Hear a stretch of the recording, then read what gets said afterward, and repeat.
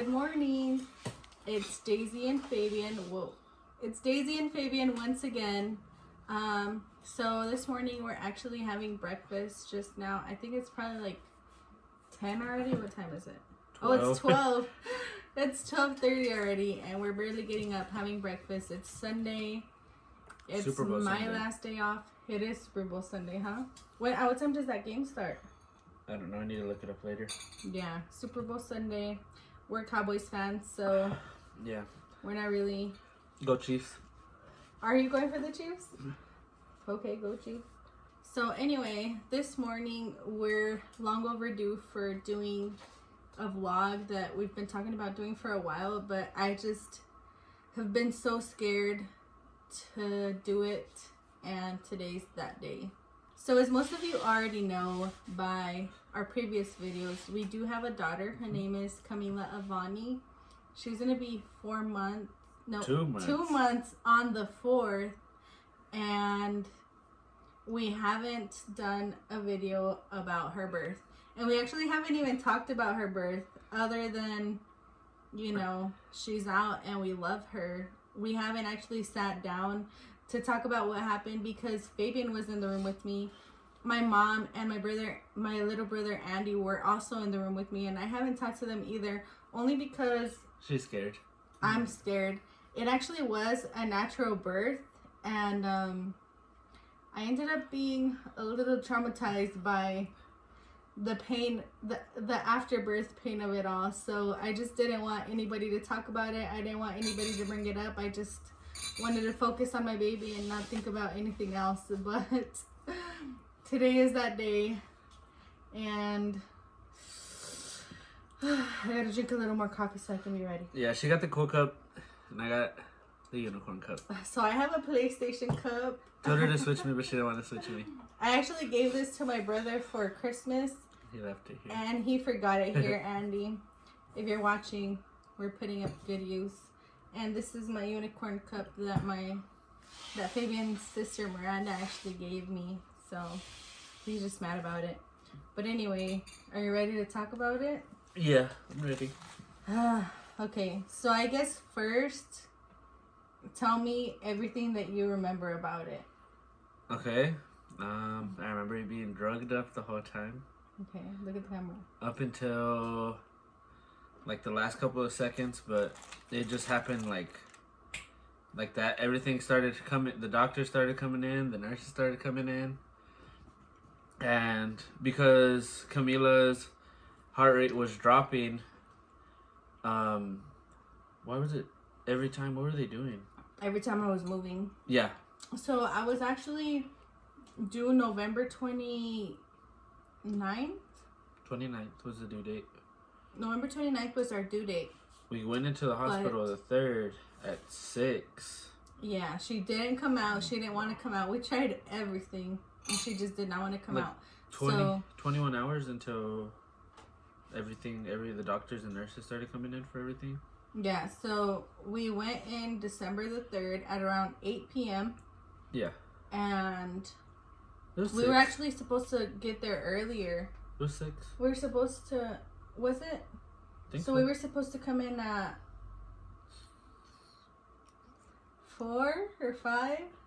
Yeah, 3. I think it was 3 or 4. Okay, so I think we were supposed to come in at 3 or 4. And then they called and they said, hey, all our beds are busy. Can you guys wait for a while longer? So we were like, yeah. They said they would call us a couple hours later. Sure enough, they called me like an hour or 2 later. Yeah, it wasn't No, that long. actually, so our induction time was at 5 because we went in at 6. Yeah. Right? So I know we got there at 6. So it was at 5, and they called me an hour later, and they were like, all right, you guys can go ahead and come in. So here we go, walking in, not knowing what to expect, just knowing that. Super excited, and I was already like, oh, it's already happening. Yeah, I was excited too, but it took just forever. It took forever. Yeah, it just didn't click in my head like this is actually happening. I mean, I knew it was happening, but I don't know. It just wasn't real until it was real. Like, so we got there, they put us in a room, they checked me, put the heart monitor on her and all that. And then they started me on Pitocin, I think. Mm-hmm. They put in a little pill. They put in a little pill, and it was supposed to start my contractions and start my... Which you really didn't feel. Well, you felt that night, but then after she felt that night, it was already too much, so she got the epidural. Okay. Was it that night? Yeah. So they started me on the medicine, and at night, my nurse was like, "Are you ready to get the epidural?" Because I told them that I wanted the epidural. I wasn't brave enough to go without anything. And so she told me, "Do you want the epidural?" And I was like, "No, I'm not ready for it." And she was like, "Are you sure? Because your contractions are actually a minute apart in the middle of the night." It was like maybe 11 or 12. And I was like, "No, I don't feel anything." I wasn't feeling anything, even though the contractions were so close together. I don't know. But then at like 1-ish, I started feeling them, and it was back labor. So all the pain was like in my lower back. And Fabian and my mom... I was asleep. Fabian and my mom stayed the night in the room, and they were both crashed out. But the nurse came in, and I was like, "Hey, I think it's time for me to get the epidural." Because she said, I don't know if you guys know this, or in this hospital, you ask them for the epidural, and then they have to call the anesthesiologist. So they have to call the anesthesiologist in, and he'll come in. But she said it'll take him about an hour to get here. So by the time you tell us that you want it, up until you actually get it, it's going to be about an hour. So get it a little bit ahead of time, so that way you're not sitting miserable for another hour, you know? So then I told her, "You know what? I think it's time for you guys to call him." But he was already there. There was actually a couple of people that were in labor that day. There was a lot of them. Yeah, there was a lot of people. He actually told me that he was just done with the lady that was going to give birth to twins. She was going to have a boy and a girl. That's pretty crazy. That guy was super nice. Yeah. He was super good at his job. So our anesthesiologist was amazing. He was just the best. I loved my experience with him. I loved my epidural. I loved every part of it. I know a lot of people are like, it hurts so much, but I honestly felt a pinch. There was no way she felt a pinch. That needle was... Okay, so they sat me up on the bed, and they told me they put Fabian in front of me, and they sat him in front of me, and they were like, just look at him. And he was explaining everything. Like, he was like, "Okay, you're going to feel me clean the area. You're going to feel me measure out. You're going to feel me," you know, like he was explaining everything. So I was just sitting there looking at Fabian, and then all of a sudden he looks to the side of me, and he turns super yellow. Like, all the color drains from his face, and he's just staring. And I look at him, and I'm like, "Stop looking over there. Stop looking over there." I try to play it off. I was like, "Oh, nothing's happening." But in the back, he has this, like, gigantic needle, and he's, like, messing with it. And I'm looking at it, I'm like, "Oh, nothing's happening. It's going to be fine." Holy crap. That was scary. That was super scary. But she took it like a champ. I don't think... You even flinched. That shit was scary. I showed her pictures of it because I looked it up online. Don't do it if you're about to have a baby. Don't do it before you get it because you're going to be scared. But afterwards, you could do it and I guess kind of rate your experience. Because, yeah, that needle is pretty ridiculous. Yeah, so Fabian turned super pale. And I was like, "You need to stop looking over there because you're about to make me super nervous." So he turned to look at me, and he was like, "It was nothing." Like, he just tried to play it off like he hadn't just seen what was about to go in my back. He was just like, "It was nothing." Like, it wasn't anything related to that. But I knew in my heart of hearts, I knew that he had just seen the needle that was about to go in my back. But anyway, the anesthesiologist was amazing. Again, like, he was like, "Okay, I'm going to do this. I'm going to do this. You might feel a small pinch. You might feel this. This part's going to numb. Tell me if you feel anything." Like, he really talked to us about everything. And as new parents, you want that. Like, you want somebody that's going to sit there and explain to you every little detail. And he was that for us. Like, he was amazing. From the second he walked in that room, up until the moment he left, he just made us feel so confident. Yeah. He was so super nice. He was, he was really patient. He was just amazing, right? He was a really good doctor. After that. So he puts the epidural. And actually, something that I didn't know, that my mom didn't know either. I don't know why. She's had 4 kids, but...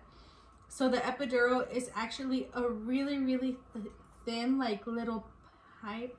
Kind of like the... What is it they put on you? The thing that makes me sick every time I see it, too. Yes. What is it called? IV. The IV. So it's kind of like a small IV line. And it stays in the back of... It stays connected to your back the whole time that you're there. So there's a machine. Mine was on my right side. Yeah. There's a machine, and it's constantly pumping medicine, whatever fluid it is, into your back. So I could feel the like cold fluid going down my back every time that it was pumping it in. She knew. And it was awesome. She was drugged up. It was awesome. But my mom didn't know that it was a constant thing. She just thought it was a shot that they put in your back. And that's it. That's what I thought too. Yeah, and that's kind of what I had thought too, but it's actually something that stays with you the whole time you're in labor. So they actually give you a little button, and if you feel like you need more, medicine, you can just push that button and get more. It's actually pretty great. Yeah, and you don't have to get up to use the restroom, Yeah, so they do put in a catheter once you get the epidural, because you can't move. Get up, yeah. It's connected to the wall. So, yeah, a lot of things happen that people don't really talk about. Whenever you talk about labor, they don't talk about everything that the woman is going through, because there's so many things that are happening to your body. I mean, I had IVs, I had blood drawn out, I had that heart rate thing. And then you had the thing on your back. You had the thing around your stomach. The thing around my stomach. Which later turned into inside. Yeah. The catheter. Like, just so many things are on you while you're waiting for this baby to get here. It's kind of crazy. And so, anyway, I got the epidural. I felt amazing. I really was, like, drugged. She was drugged the whole time. Up. I couldn't even have a normal conversation with her. She was like... Yeah. It's like, okay, I'm just gonna wait. Yeah, I slept through I slept through all of that morning, the whole next day up until Netflix. Yeah, I would wake up and watch a little bit of Netflix, and then I'd go back to sleep. And then I would wake up to talk to somebody, and then I'd go back to sleep. And then I would wake up to try to talk to somebody, and then I'd go back to sleep. I was just asleep the whole time. Honestly, though, I think it was the best experience because I was so nervous, and I feel like if I would have been awake, I would have been feeling more nervous and more anxious just waiting for everything to happen. So the epidural was literally my lifesaver. Honestly, I loved it. But, a lot of people super hate it. Like, a lot of people say it's the worst experience. The worst, yeah. They hate it. They say it hurts them so much. I don't know. I loved it. Yeah. Even when he put it in, like, I honestly, like, there was one time where I was like, because it hurt for like a brief second, and that was it. Like, it was pretty great. That needle was crazy. Yeah. I guess a lot of people, like, some people wait too long. They'll be in super pain. Yeah. And then they'll wait, and then they'll get it, and it's just much worse. So if you are gonna get it, try to get it a little bit ahead of time. I mean, your nurse will tell you. It takes a while to kick in, doesn't they tell you? Yeah, it takes a little bit. Mine didn't take that long. Mine hit right away. Another thing about the epidural is that it doesn't really work for everybody. So if you're going to try to get it, get it and really try to see if it works for you, because if it doesn't, then they have to give you something else. For me, it worked great. It numbed all of the right parts of my body, and I wasn't feeling pain at all. It was good. So it was really good. Okay, now the moment. So fast forward the whole day to like 5 o'clock-ish. So around 5 o'clock, the nurse comes in, and she's like, she comes in at like 4 something, and she says, I'm going to come in to check you, and if your water hasn't broken, I'm going to break your water. Oh, yeah. Because I was already dilated, and I was already, effaced. So you have to be fully... I never heard that word the whole time that we were there. Yeah, so you have to be fully effaced to be ready. You have to be dilated and you have to be effaced all the way. You have to be 100% effaced so that way...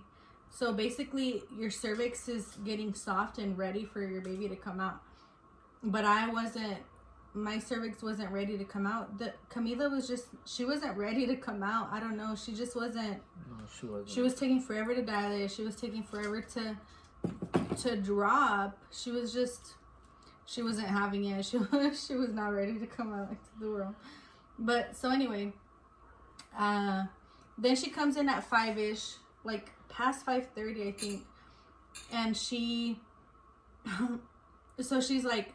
I'm gonna check you to see if you're fully effaced, and then I'm gonna pop your water. So she sticks her fingers in, and then all we hear is a little push. And I just turned to look at her, and she's like, "Yeah, I just popped your water." It was super quick. So she was checking me to see how I was dilated in the face, and water popped. And my water just broke. So she was like, "All right, your water just broke. You're in labor. I'm gonna go get the doctor." So she walks out. Everybody stands up because everybody was sitting down. Yeah, everyone was freaking out because it was just like super fast. Yeah, everybody stands up and everybody's like, "Oh my gosh!" So there was some people in the room and they were like, "Okay, you guys need to go wait in the waiting room." My mom, Andy, and Fabian stayed in the room. They stood up. From the moment that they said that I was in labor, they stood up, and I don't remember them sitting back down. No, we didn't. The whole time. Everyone left, and we were all pepping each other, prep talking. Yeah. Okay, so blah, blah, blah, blah, blah, and then everyone just comes in, and because her heart rate was dropping, they thought that they might have to do an emergency C-section, and I was freaking out because that was just the scariest. Even we talked about it before, and I was like, please, please, please don't have a C-section, because I am not going to be able to see everything and tell you how everything's going. And I'm not going to be able to, like, even try to comfort talk to you, because I'm going to be super nervous, too. Yeah, so what happened before they broke my water was they would switch me, because when you get the epidural, they'll switch you on your right, they'll switch you on your back, they'll switch you up, they'll lay you back down, they'll switch you on your left. You know, just to have your body moving. And the nurse kept trying to move me. And whenever she would move me to one side or the other, the baby's heart rate would drop. Like, she just did not want me to move. She was like, "You need to leave my mom in one spot." Because she just wasn't having it. So when they said you were ready, when the doctor walked in, everybody walked in. Like, nurses, everybody was in there. It got packed in like...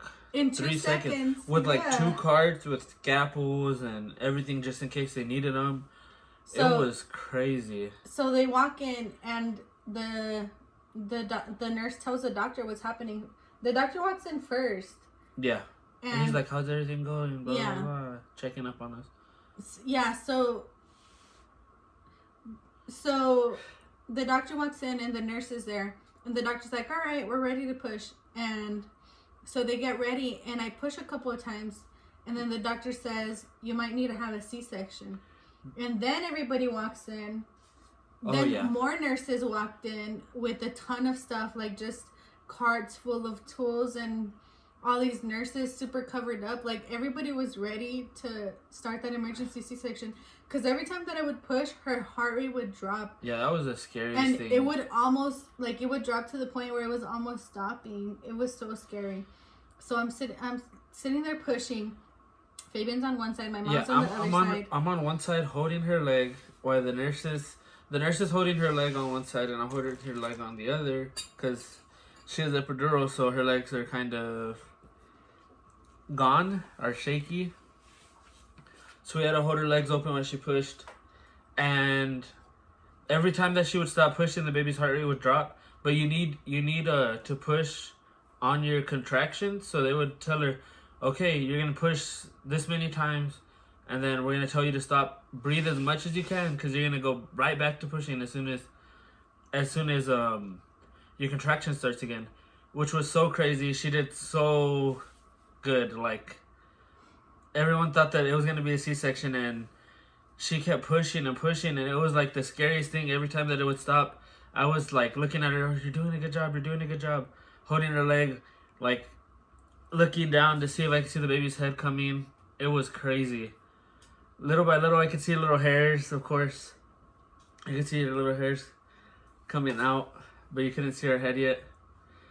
But yeah, so I pushed for a while, and she was not coming out. And the doctor was freaking out. I could tell in his face that he was freaking out when her heart rate would slow down, because it was to the point where it was stopping. But honestly, I think my doctor did an awesome job. Like, I love him so much because he kept trying. Like, he was like, okay, we're going to try one more time. We're going to try one more time. Like, just keep pushing. Just keep pushing. You know, like, he could have just stopped and said, all right, let's just do the C-section. But he made it, I guess he assessed the situation, and he made it to the point where she came out nice and healthy and natural, and didn't put me through the whole C-section thing. Because I was sitting there and I was pushing and I was just praying. I was like, God, please just let her come out healthy. Please don't let it be a C-section. If it has to be a C-section, then so be it. Let's do it. But just please let her come out and be healthy. I don't know. It was such a scary moment. And pushing was so hard. Honestly, that's the hardest part about my labor, was pushing. Because they're telling you to use all your strength to push, but you can't feel what you're doing. Yeah. So you're trying to force your body to do something that your body doesn't feel that it's doing. I don't know how to explain it. She did so good, though. So good. Yeah? So good.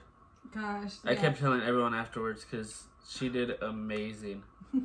She pushed and pushed and pushed, and me, her mom, we were all talking to her. Andy, we're like helping her. We were trying to help her get past it, but I mean, really, I know that she probably didn't even, I don't know if she even heard what I was telling her, because she was like,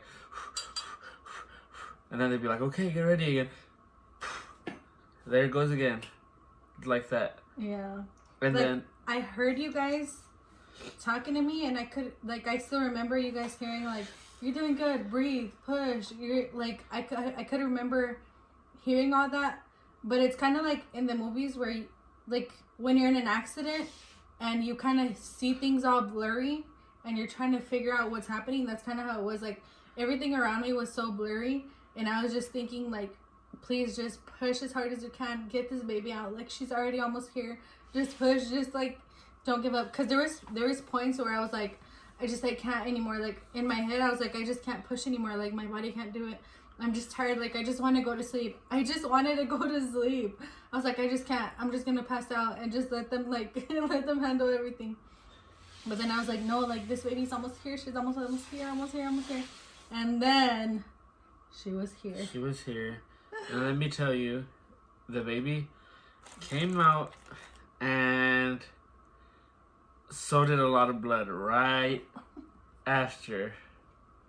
Like, if someone's pouring a water down, like, and I was like, okay, well, and usually blood is like, makes me like, oh, but I guess it was kind of so natural seeing Camila. As soon as I saw Camila, like, everything else wasn't even gross anymore. Like, it really wasn't. I cut the umbilical cord.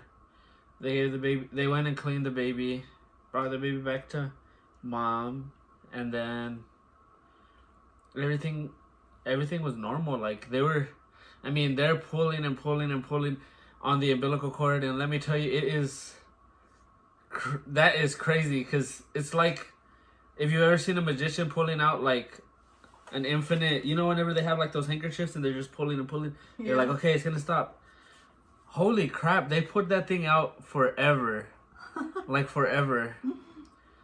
And I was like, so what is the placenta at the end? Because I would ask everyone before, like, all the dads that I know, hey, so what's the worst part? And they would be like, oh, the placenta is nasty. So he kept pulling and pulling. That's what they tell me. They were like, once you see the placenta, you're like, what the heck is that?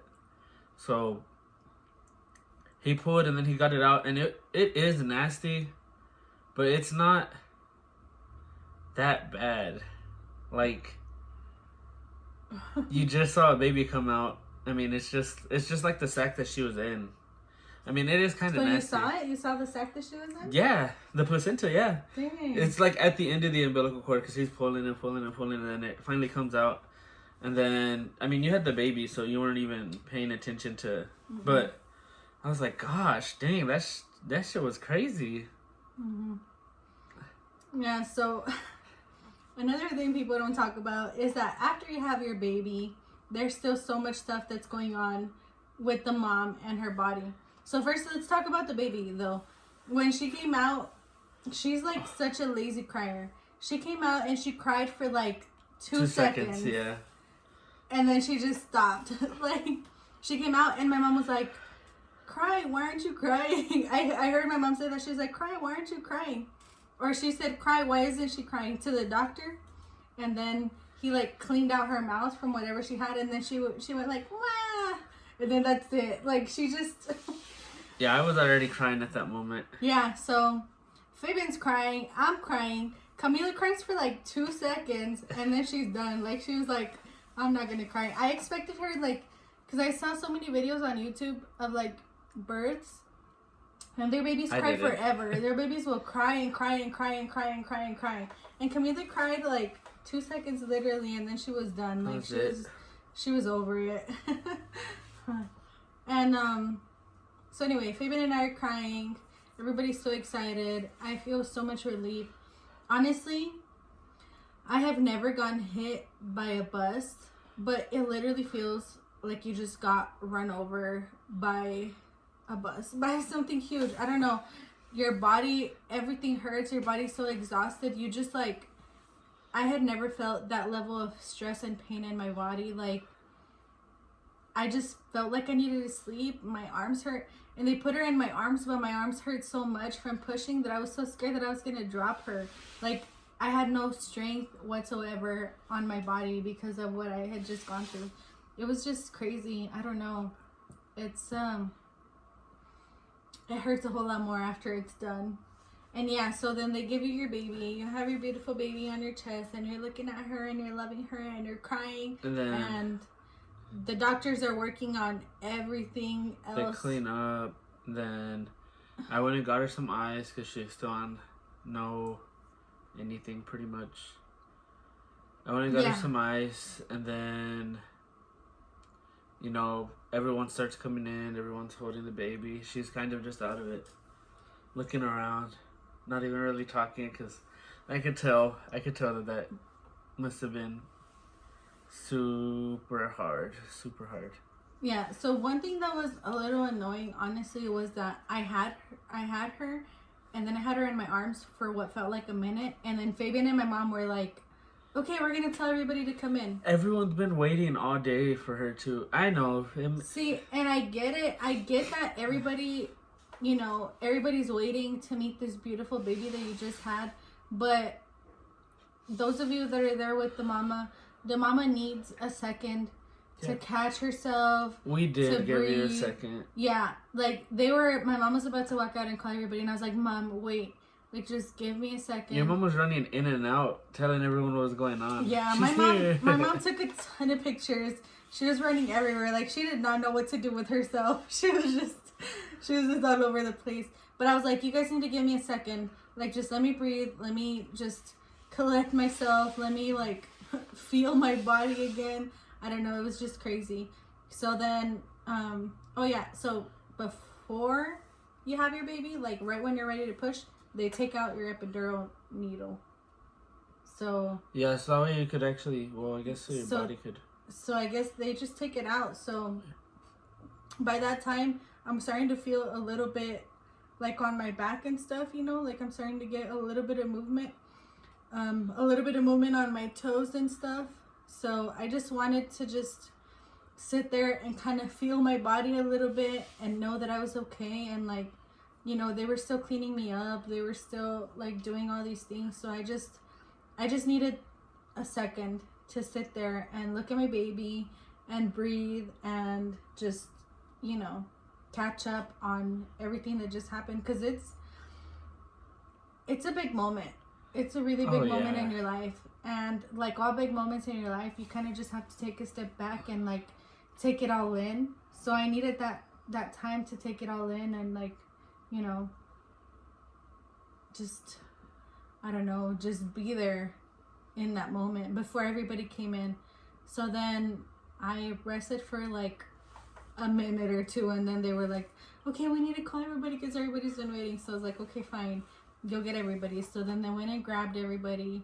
Everybody came in, they looked at the baby. Oh, she's so beautiful. Started taking pictures, all that other good stuff. And that was pretty much it. that's pretty much it. Gosh. So yeah, then she was here, and she was beautiful, and she was amazing, and she was 12 inches, right? How long was she? I don't remember anymore. She's not even 2 months, and I don't remember. 12. So she was a normal size baby, I think. A little smaller than a lot of babies in my family.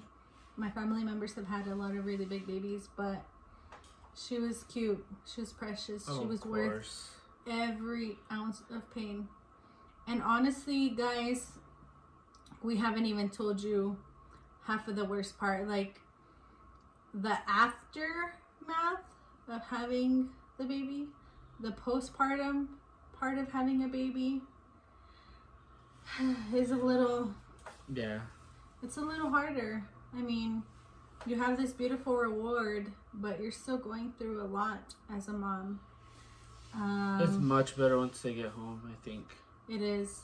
But if you guys are interested in hearing our postpartum video, go ahead and like and subscribe, and also comment down below if you want us to talk about the postpartum.